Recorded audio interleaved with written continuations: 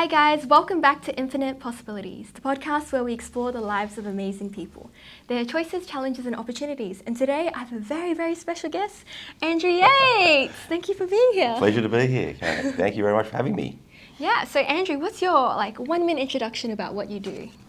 Well, I'm the CEO of KPMG Australia, so I'm sure your listeners know who KPMG is.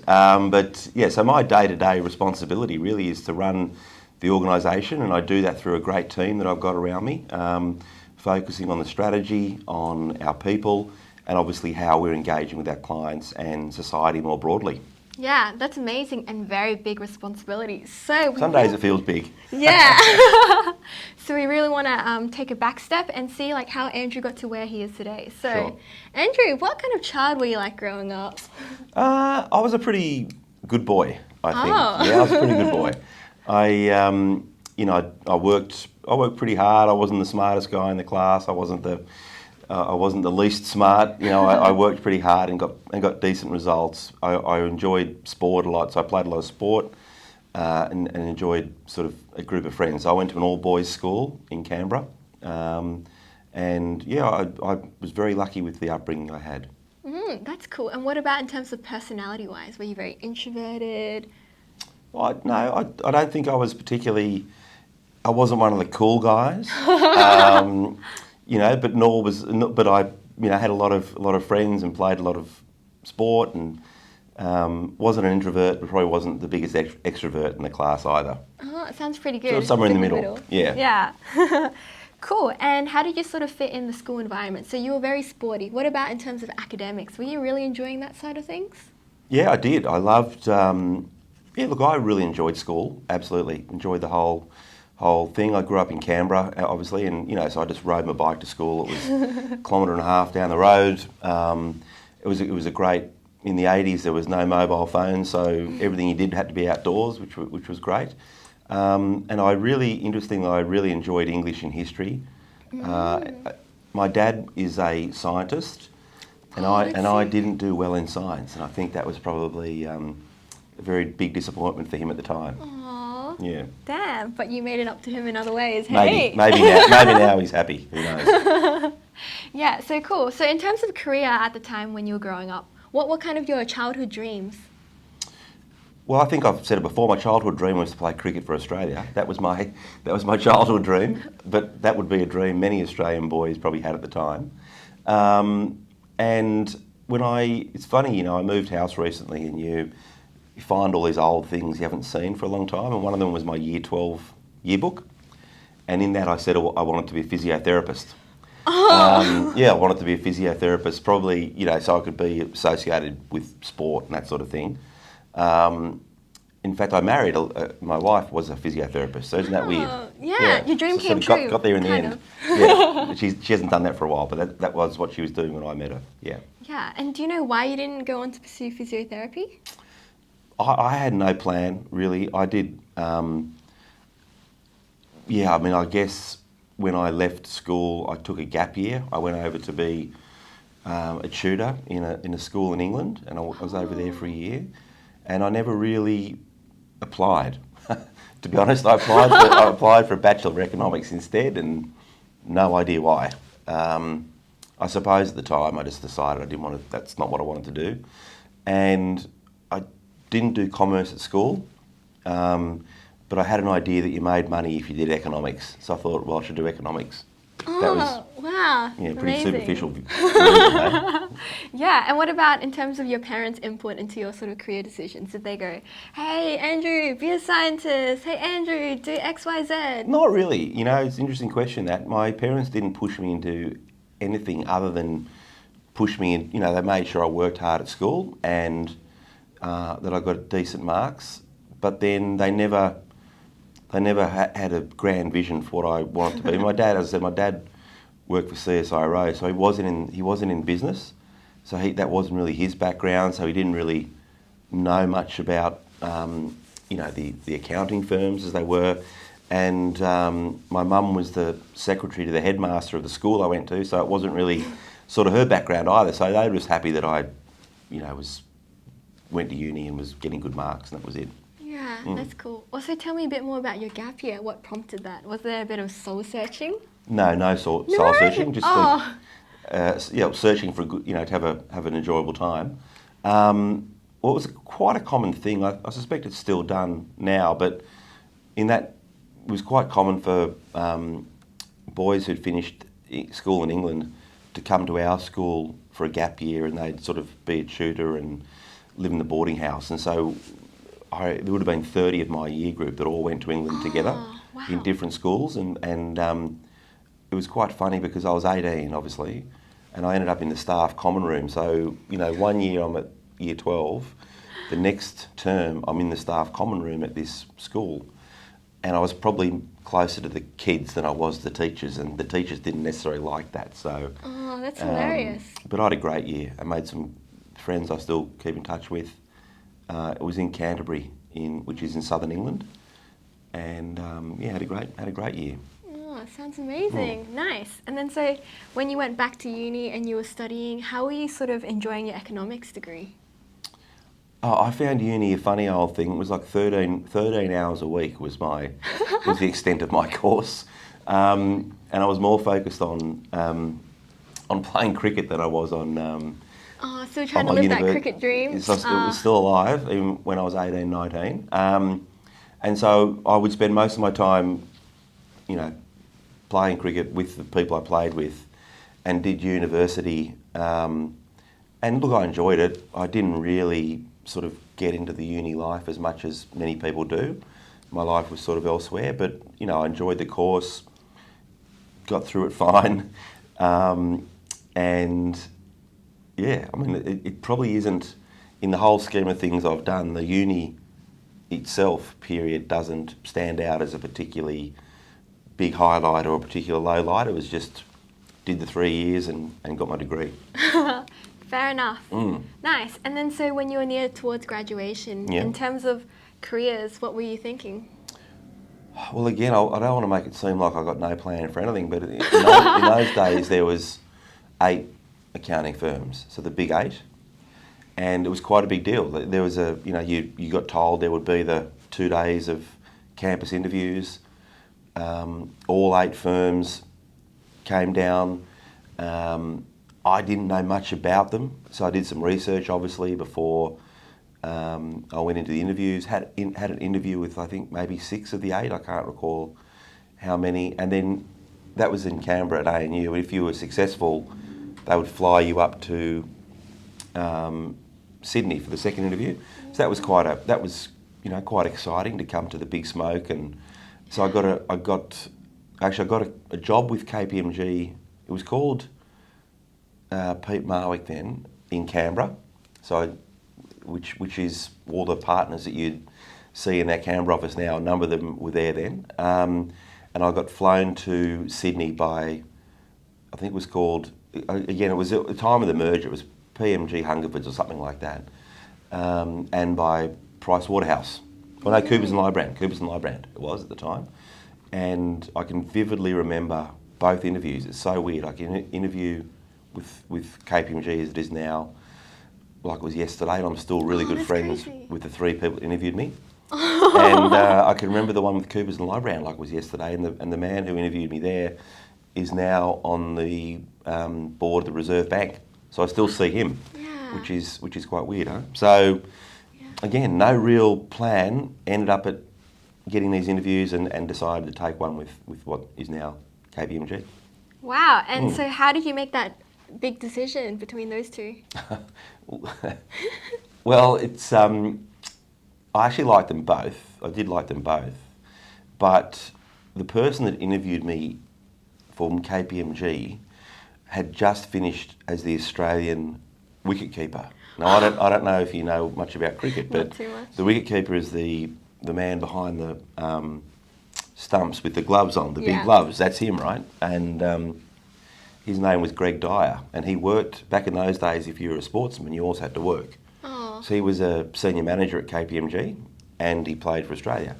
And so when I met him, it was like I was meeting, it was a bit of a fan meeting as well as just a corporate meeting. Yeah. So anyway, I joke a bit about that, but I really liked the people I've met at KPMG. So and I've remained good friends with them ever since. Yeah, that's amazing. Just good culture. Yeah, I like the feel of it.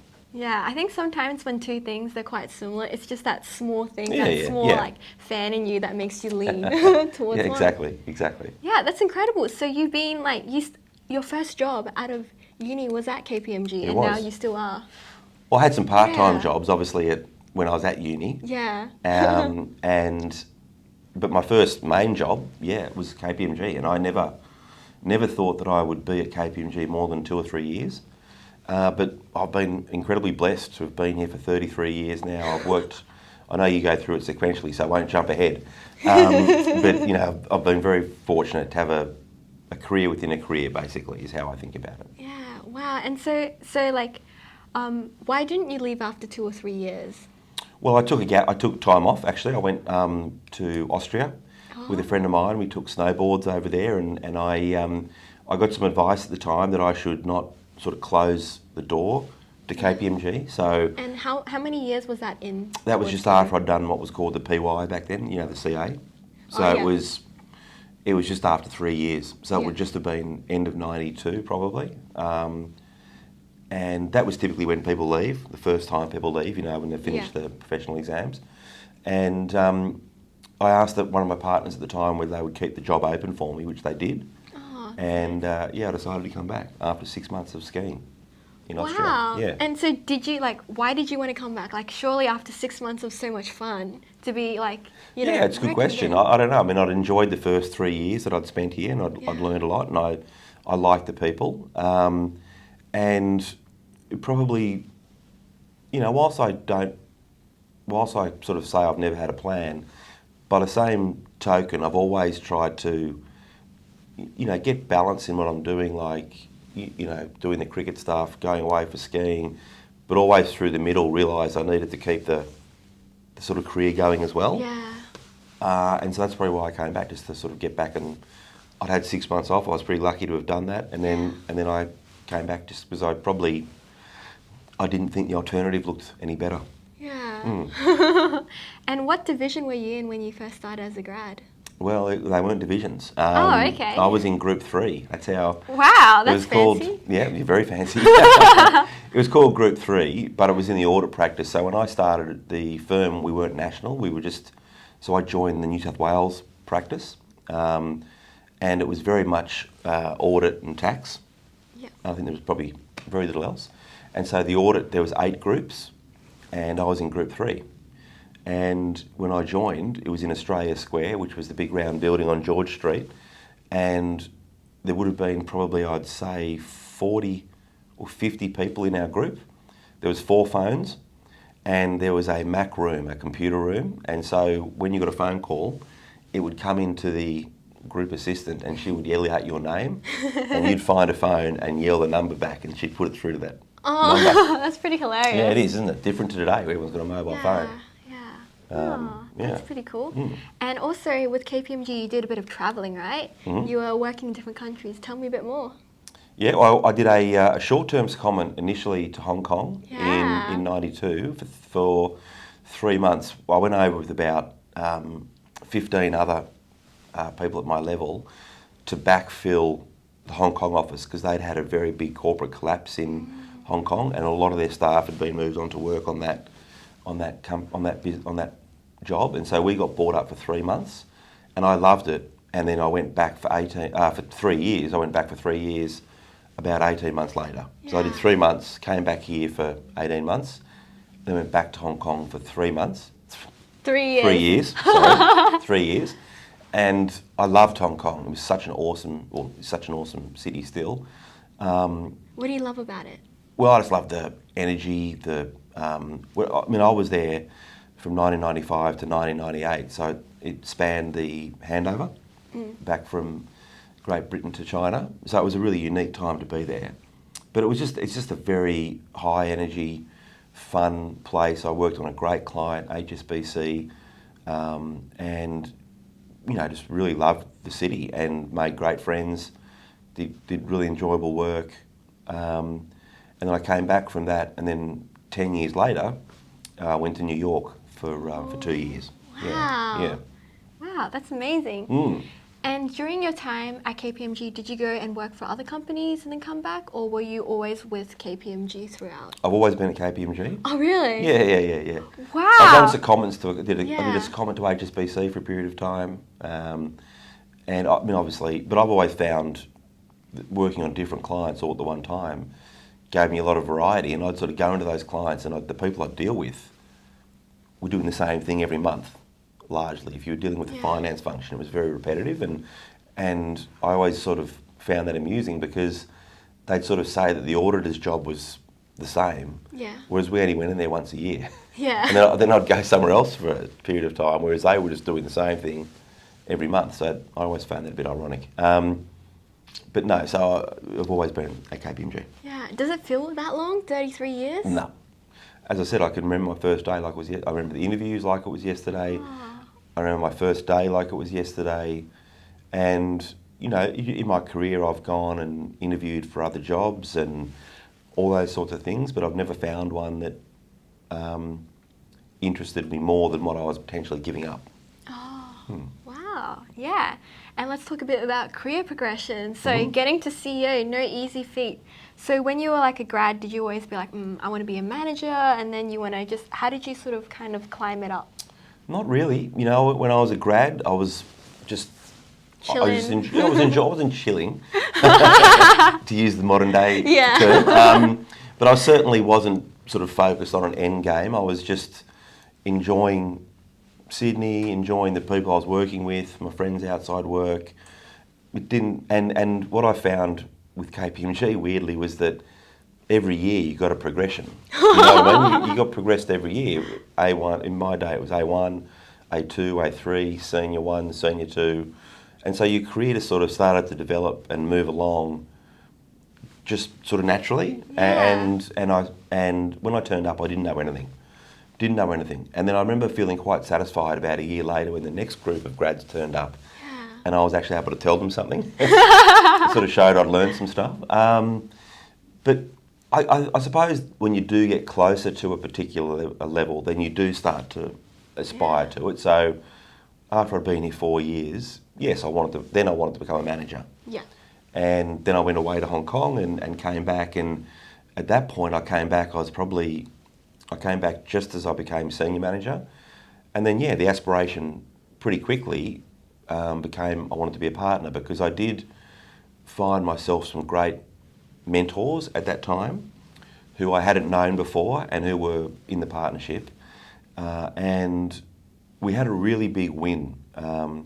And I was the senior manager on that win. It was St George Bank. Oh. Yeah, and at the time St George Bank was the 15th biggest company in the country.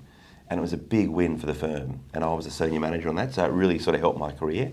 Yeah. But the person I worked for on that and the people around that became really good mentors for me and sort of brought me into the partnership. And once I sort of had a relationship with them, then I aspired to be a partner. Yeah, that's cool. And when listening to your story, it sounds like when you were growing up, you really valued that, work-life balance and that, the cricket and other aspects. And so when you climb up, doesn't that mean that you're giving up a lot of those? Not really. I think it depends how you organise yourself, to be honest, and how you're able to. The more broad and complicated your job gets, you have to be confident in delegating to other people, in having confidence in other people. Otherwise, you can't do it yourself. I mean, you can't do any of these jobs on your own. You need a good team of people working with you. And I've always wanted to be a good team member as well. That comes from that sporting background, I think. Yeah. So it's very much a team game. And I think, therefore, if you can find yourself in a good team and you can delegate and you can organise yourself and know what's coming up in terms of deadlines, if you do all that, I think you can still achieve work-life balance. I mean, I think it's harder today than it was 20 years ago. A lot of it, I genuinely think, is because of how accessible everyone is to each other now with mobile phones and social media. No one's ever off. Yeah. Back in my day or early in my day, you left the office, no one could find you. That's perfect. Yes, I mean, but no one expected to find you. Yeah. Because you couldn't, right? But now, I do feel it's difficult for people coming through corporate life now, because you're always contactable. Yeah. And so unless you set some pretty good boundaries around that, you get dragged into stuff at 10 o'clock at night and Yeah. on a Sunday afternoon and those Yeah. things, and you've got to find a way not to do that. Yeah, fair enough. That is, modern day struggle. It is for sure. Yeah. And so when did the idea of becoming CEO pop into your head? Well, I've always wanted to be a senior person, I suppose. in some Woohoo! way, yeah. But it really, it didn't really pop into my head genuinely until, because you're never quite sure what path is going to open up for you, you've got to be lucky because timing all has to work as well. And I took on some really big clients as the sort of lead partner, and so I knew that I was getting good sort of recognition, I suppose, for doing that sort of work with clients. And then my predecessor, Gary, he reorganised the firm in 2017, and he brought audit and risk consulting together to form ARC, and he asked me to run that. And so that was the big opportunity for me because that division hadn't existed before, so I had to start from scratch. And it was also a bit like a mini version of the whole firm because we had, the mature audit business and the consulting business all together. Yeah. So I got experience running both. And so I think once I got that job, I then built an aspiration to, potentially succeed Gary. Yeah, that's amazing. And now that you're here, how does it feel? Well, it felt pretty weird on my first day when I was at home because we were all locked down. So it was a pretty difficult start, really, because we had 3 months in lockdown. So I was at home for 3 months as the new CEO, and I was trying to bring a team together, probably 2/3 of which had been my team members, and then there was a third that I introduced new. But it's very strange when you're in a team and then you become the leader of the team. Yeah. You've then the people you've been working with, you sort of, you're their boss then. Yeah. And that's a hard transition for both parties to make. Yeah. And trying then to bring a new team together in lockdown was difficult. But, now I'm loving it. So we just finished our first year. Great day to interview me. Our results are out today for the first year, and they were very good. Yeah. I feel like there's good energy in the firm. What I've been blown away with in the first year is how great our people are all around the country and what amazing work we do. I'm really proud to lead the firm. Yeah, that's amazing. And how did it sort of change your dynamic with the people that you worked with? You guys were fairly sort of more on even level? Yeah, we were very even. Yeah. I think that both parties just need to understand who the leader is and that leader needs to not change the way they engage. Oh. So I try and still build that team, and I suppose you just got to be. You don't change yourself. You just got to be authentic, and seek to build the trust of the team, rather than just assume because you've suddenly got the title of CEO that everyone's going to sort of follow you, and you got to build that. And I think the best way to build that is by being authentic. Yeah, that's true. Does it affect friendships? Does it sort of mean that now you got to be a bit more professional, or can you still be really, Well, yeah, I think it doesn't affect friendships so much, and the people I'm close to in the firm, they're no different with me, and I'm no different with them really. But I think you can't have an air of being familiar with anyone. I can't sort of walk around being familiar with the group over there because it will mean people over here feel isolated. And it's a bit unfair, and I don't want to be that way. So it doesn't change friendships, but you just need to be professional about it all. Yeah. That's hard. So Andrew, what's a sort of day in the life? What time do you wake up? What's the first thing you do? And I wake up pretty early. I wake up about 5 o'clock normally. Wow. Yeah. If I can, I try and go for a run. Or I've got to come to the airport and get on a plane. They're the two normal morning things. But then every day is different. I've got my own team. Obviously, we meet twice a month. I sit on the board, and that's meeting once a month. So there's sort of the formal activities that come with the role. Once a quarter, Alison, the chairman, and I go to every office around the country. So that's, again, part of the formal role. And then the rest of it is a combination of, meeting with my team one-on-one, meeting with people that want to speak to me, meeting with clients, meeting with the government sector. So it really is hard to say what any day looks like. They're all pretty different. But it's a combination of the formal stuff and then the, what happens, what hits you that day. Yeah, that's cool. What percentage do you think you're in meetings? I've been in meetings a lot, actually, too much. Is it like 90%? Yeah, it's too much. I've got to get better at that. I'm not very good at saying no. Yeah. Because I feel people need to They need to be see accessible. it, Yeah, they need to be accessible, yeah. But a lot of meetings, actually. One-on-one meetings a lot. Yeah. Does that make you a bit more of an introvert in your personal life? No, not at all. Really? Probably the opposite, actually, because I get out of the meeting and I want to... Socialise more. Exactly. That's hilarious. Yeah, and what is the sort of hardest part about CEO and about the most rewarding part? The hardest part I find is when people aren't happy in the organisation, and with 12,000 people, I'm pretty honest. There's going to be some people out there that aren't happy, and I find that hard to understand that the firm isn't giving them what they want. That's one of the hardest things. Yeah. There's reputational issues that are pretty difficult the firm deals with. They're the hardest things. Yeah. The rewarding bit is genuinely getting around to meet all the people in the firm, because it's such a great bunch of people, and that's what I find really rewarding. The sort of commercial stuff around the numbers, the performance, the client wins, those sort of things, they're really, really good because they sort of build confidence. But the most rewarding bit is getting around and meeting people. Yeah, that's pretty cool. And yeah, and then you've climbed to a very high position. So do you have any like role models and any like experiences that have really shaped you, that helped you? Any strong influences in your life? Yeah.